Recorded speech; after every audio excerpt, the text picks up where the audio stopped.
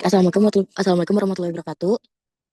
Izin memperkenalkan diri, kami dari kelompok 4 dengan saya sendiri, Rifa Dia Safitri, Salwa Nafisa, dan juga Nabila Nurani Putri. Kami dari kelas D4 SIKC 4801 izin mengajukan judul tugas besar analisis data pada dataset animal type. Nah, sumber datanya adalah animal tipe dataset. Baik, data ini berisi catatan penampakan hewan yang ada di Eropa Tengah atau Timur pada tahun 2024. Data ini berisikan tipe hewan, negara, lokasi geografis, garis lintang, garis bujur, jenis kelamin, berat badan, dan panjang badan. Dataset ini berguna untuk memantau persebaran spesies dan mendukung analisis keanekaragaman hayati. Deskripsi dataset yang digunakannya itu adalah animal type dataset yang berisi data penampakan hewan di Eropa Tengah maupun Timur pada tahun 2024. Dataset ini digunakan untuk memantau persebaran spesies dan mendukung analisis keanekaragaman hayati yang ada di Eropa Timur ataupun Utara. Nah, dataset ini memiliki jumlah baris sebanyak 1012 baris dan jumlah kolom sebanyak 11 kolom. Dataset ini terdiri dari data numerik dan kategorikal yang mempresentasikan informasi. Yang pertama itu ada animal type, itu tipe datanya itu string, namanya belum kok. Contoh datanya itu kayak European Bison. Nah, yang kedua itu ada country, tipe datanya string, contoh datanya itu nama negaranya Poland. Yang ketiga itu ada weight underscore kilogram, tipe datanya ini integer, contoh datanya itu 930. Yang keempat ada body underscore length underscore centimeter, tipe datanya integer dan contoh datanya itu 335. Yang kelima ada gender, tipe datanya string dan contoh datanya itu male atau female. Yang keenam ada animal underscore code, tipe datanya integer. Ya, contoh datanya tidak ada. Yang ketujuh itu ada latitude, tipe datanya integer, ini garis lintang. Contoh datanya itu di 52.828845. Nah, yang kedelapan itu ada longitude, tipe datanya integer juga, ini untuk garis bujurnya. Contoh datanya itu ada di 23.828845. Yang kesembilan itu ada animal underscore name, tipe datanya itu integer, ini untuk nama hewannya. Contoh datanya itu ada basia. Nomor 10 itu ada observation underscore date, tipe datanya integer, ini buat tanggal observasinya. Contoh datanya itu ada tanggal 1 bulan 3 2024. Yang ke-11, kolom terakhir ada data underscore compiles underscore by, tipe datanya string, ini kolom untuk orang yang mengumpulkan datanya. Contoh datanya itu seperti James Johnson.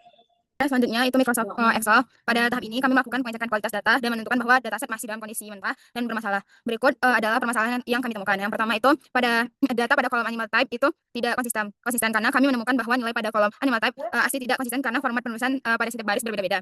Data tersebut bisa dilihat pada gambar di bawah. Itu data pada kolom animal type tidak konsisten.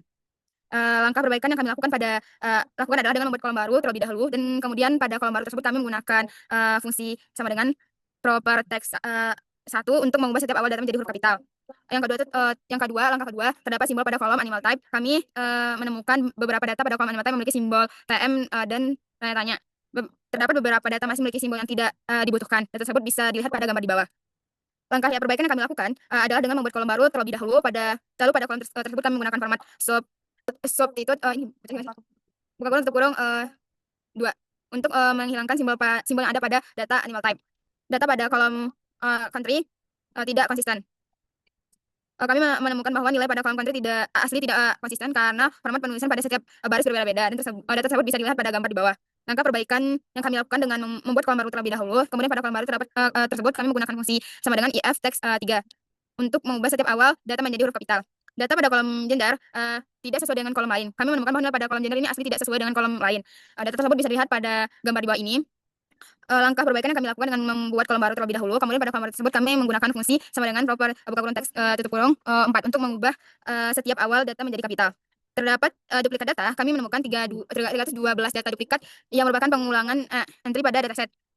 Kami menghapus data duplikat tersebut agar tidak terjadi kesalahan pada analisis karena data yang tidak akurat. Data tersebut bisa dilihat pada gambar di bawah ini. Langkah perbaikan yang kami lakukan adalah dengan menggunakan fitur delete duplikat, dan ada pada Excel untuk menghapus data 312 entry sehingga hanya menyisakan data yang unik saja.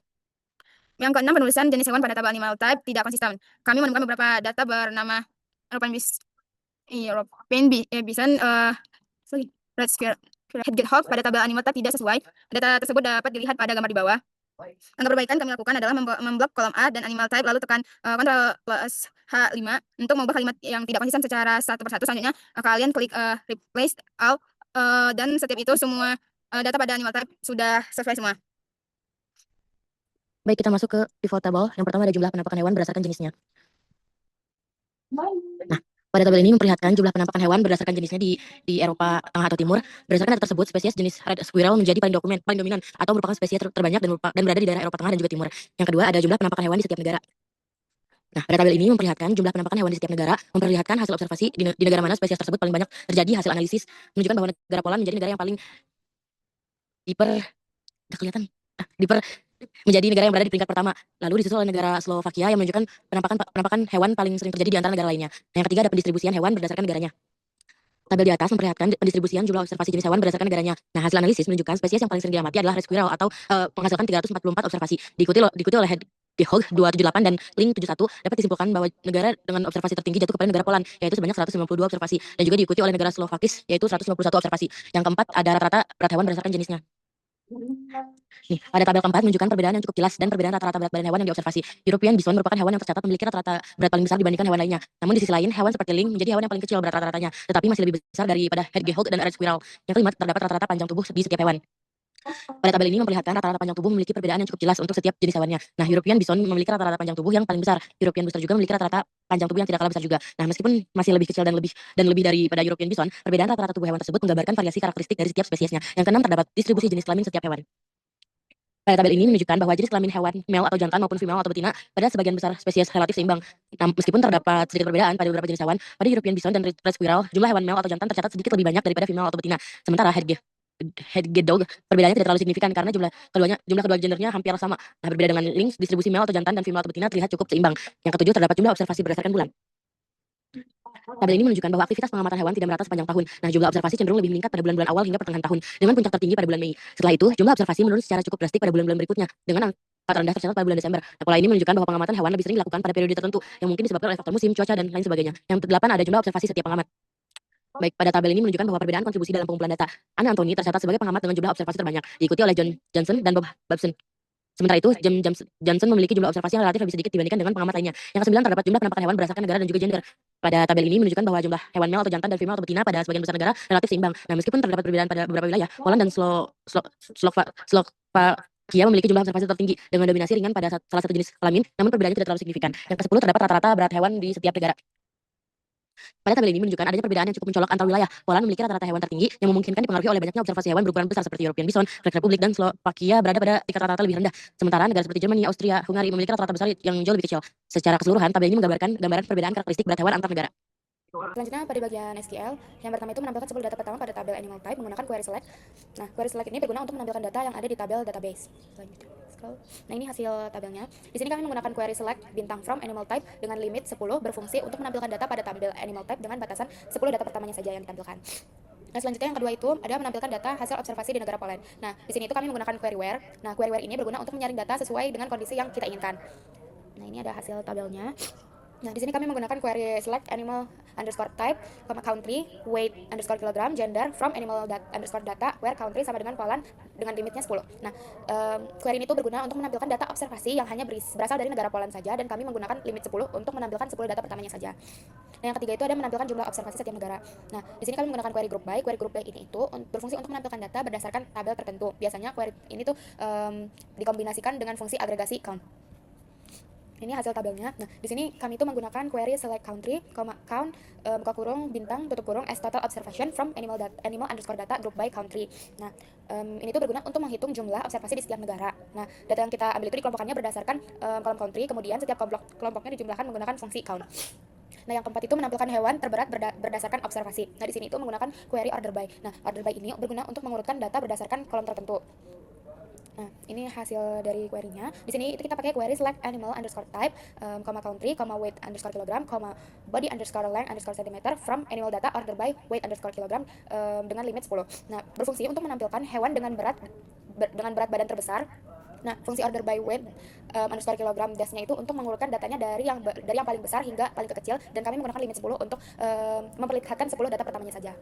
Dari tugas kali ini secara keseluruhan, ini cukup kayak sederhana untuk analisis data. Baik ini menunjukkan bagaimana data dapat dihasilkan sistematis dengan manusia dan lain-lain. Sekaligus juga pemahaman tentang data dan proses analisis awal sebuah tahapan selanjutnya.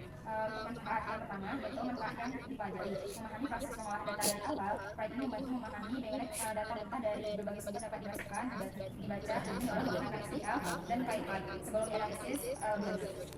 Nah, selanjutnya manfaat yang diperoleh menurut saya itu melatih kemampuan analisis data atau EDA. Nah, melalui exploratory data analysis, kita belajar membaca pola data, mengenali distribusi nilai, terus juga bisa mendeteksi data kosong atau tidak lengkap yang sering muncul pada data nyata. Nah, untuk yang tabelnya itu, yang pertama kita menampilkan jumlah penampakan hewan berdasarkan jenisnya. Nah, scroll. Grafik batang ini memvisualisasikan akumulasi jumlah penampakan hewan berdasarkan jenisnya dari mulai European Bison, European Bastard, Lynx, Hedgehog, dan Red Squirrel secara rinci, seperti pada gambar di bawah ini. Scroll. Nah, yang kedua itu ada proporsi penampakan hewan. Nah, diagram pie ini menunjukkan bahwa Red Squirrel merupakan spesies yang paling sering terlihat dan mendominasi pada setiap observasi. Selain itu, Hedgehog menempati urutan kedua dengan proporsi yang cukup besar, diikuti oleh Lynx yang jumlah penampakannya relatif lebih kecil. Next. Yang ketiga itu ada jumlah observasi setiap negara. Nah, di sini kita menggunakan diagram map. Nah, pada diagram map ini jumlah observasi setiap negaranya itu menunjukkan persebaran lokasi penampakan hewan berdasarkan data yang telah dikumpulkan. Wilayah di Eropa, khususnya negara Poland, Slovakia, Hungaria, dan Czech Republic, merupakan area yang menjadi fokus utama untuk melakukan observasi. Hal ini menunjukkan bahwa pengamatan hewan lebih banyak dilakukan di kawasan tersebut. Secara keseluruhan, visualisasi peta ini membantu memahami pola geografis pengamatan hewan serta menunjukkan wilayah mana yang menjadi pusat observasi. Sini ada gambar petanya. Next, yang keempat itu ada distribusi berat hewan. Pada diagram horizontal, di sini kita menggunakan diagram horizontal. Nah, diagram ini menunjukkan berat rata-rata hewan berdasarkan jenis dan negara tempat dilakukannya observasi. Dapat dilihat bahwa European Bison memiliki rata-rata berat yang paling besar di hampir setiap negara, terutama di Poland dan Czech Republic secara keseluruhan. Grafik ini memberikan gambaran perbedaan karakteristik fisik hewan baik spesies maupun lokasi pengamatannya. Ini ada tabelnya. Selanjutnya yang kelima itu ada jumlah observasi berdasarkan bulannya. Nah, visualisasi ini tuh memperlihatkan pola ketidakstabilan penampakan hewan sepanjang tahun 2024 berdasarkan spesiesnya. European Bison dan European Bastard cenderung memiliki jumlah observasi yang relatif stabil dan dari bulan ke bulan, dengan sedikit penurunan dan kenaikan pada beberapa periode. Hedgehog dan Red Squirrel menunjukkan jumlah observasi yang meningkat pada bulan-bulan tertentu seperti Mei dan Juni, lalu menurun pada bulan akhir tahun. Sementara itu, dia memiliki jumlah observasi yang relatif rendah tetapi konsisten sepanjang tahun. Nah, ini ada diagram lainnya. Nah, selanjutnya itu pada Google Colab, yang pertama itu untuk menampilkan 5 data pertama dari dataset. Nah, pada tahap ini kami menggunakan code df.head, buka kurung tutup kurung. Nah, kode ini tuh untuk menampilkan 5 dataset pertama yang ada di dataset. Nah, di sini tampilan tabelnya. Nah, pada tabel di atas dapat dilihat bahwa dari baris pertama berisikan nilainya kosong, makanya dia menampilkan kata NaN yang berasal dari baris kosong. Maksudnya tabel itu kosong. Nah, baru pada baris ketiga dan seterusnya itu sudah terlihat dan menentukan informasi seperti jenis hewan, negara, berat, panjang tubuh, jenis kelamin, lokasi, dari latitud dan longitudnya, tanggal observasi sama orang yang mengobservasinya. Nah, yang kedua itu untuk menampilkan informasi umum yang ada di dataset. Nah, pada tahap ini tuh kita menggunakan kode df.info. Ini itu untuk menampilkan informasi umum yang ada di dataset, seperti pada di gambar bawah ini. Nah, dari hasil tabel di atas itu dapat dilihat bahwa tabel tersebut memiliki 769 baris dan 11 kolom dengan tipe yang sangat beragam, dengan tipe data yang sangat beragam. Nah, beberapa kolom seperti animal code dan animal name-nya itu memiliki banyak data yang kosong, sedangkan kolom country dan data compile terisi penuh. Nah, selanjutnya itu yang ketiga untuk menampilkan sebaran data untuk kolom numerik. Pada tahap ini kami menggunakan kode df.describe untuk menampilkan sebaran data yang ada di dataset.